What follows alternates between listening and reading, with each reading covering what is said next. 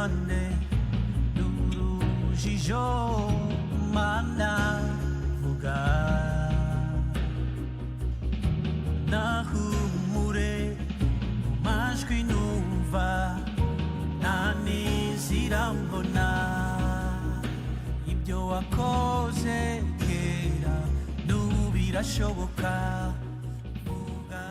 Haleluya, haleluya. Ngiye gushima Imana kuko uyu mwanya tugiye gusangira none ijambo ry'Imana. Turi kumwe na Pastor Dr. Gakwaya Emmanuel. Ejo twaganiraga ku bijyanye no gusaba no gusabana n'Imana, aho twavugaga ko mbese abana tugomba gusaba Imana Data, tugashakashaka, musabe muzahabwa, ushake muzabona, mukomange ku rugi muzakingurirwa. Aho ngaho ariko twanasozereje ku ijambo rikomeye cyane, aho twabonaga ku murongo wa 11 ko avuga muri Matayo 7:11 uko muri babi kandi mukaba muzi guha abana banyu ibyiza, none so mu ijuru ntazarushaho guha ibyiza ababimusabye. Hari ugusaba Imana rero, kandi hari n'icyo Imana ishaka cyane kuduha, cyane umwuka wayo wera, kugira ngo atwigishe no gusenga neza no gusaba icyo dukwiye gusaba.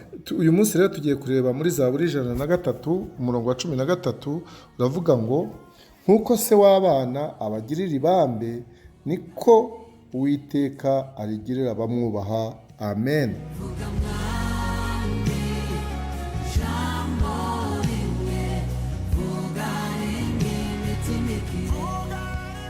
Hano turabona noneho ibambe, kugira neza k'umubyeyi agirira imbabazi abana, agirira ibambe abana. Ibyo bikaba ku babyeyi bacu batubyaye ku mubiri, ariko kandi Imana nayo yatubyaye mu buryo bw'umwuka, nayo itubera umubyeyi, kandi nayo iduha uko tuyisabye.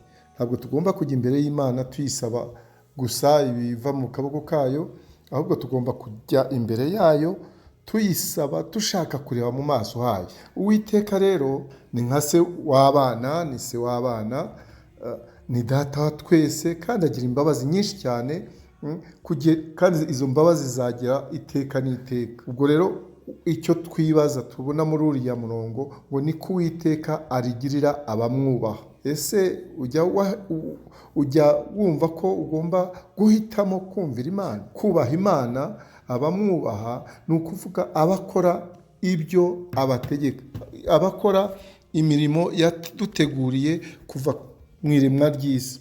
Hano hariho abibwira ko bagomba gusaba Imana ibyo bumva bashaka byose. Oya, Imana iduha ibyo dukennye, kandi iduha ibijyanye n'icyo yaturemeye, ibijyanye n'umurimo Imana yakuremeye kugira ngo uwusohoze, kuko wagombye kumenya ngo Imana yandemeye iki, irashaka ko yandemye kugira ngo nkore iki.